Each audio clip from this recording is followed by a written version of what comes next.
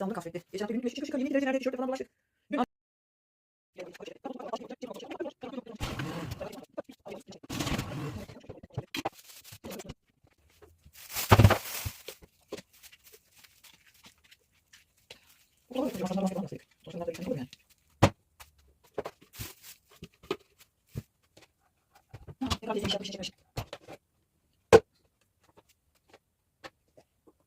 Şimdi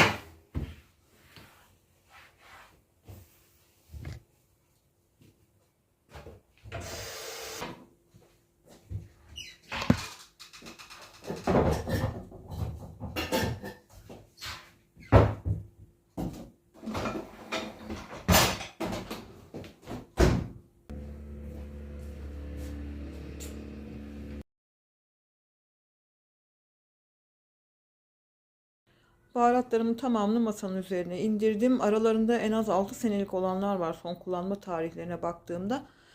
Bunları temizlemeye başlayacağım. İlk önce raflarımı sileceğim. Sonra tek tek hepsinin tarihine bakıp ona göre dökmem gerekeni dökeceğim. Tazeleyeceğim. Ve bu iş biraz uzun süreceği için bunu bir sonraki videoya saklıyorum. Ben şimdi baharatlarımı halletmeye başlayayım. Az sonra görüşmek üzere. Hoşça kalın.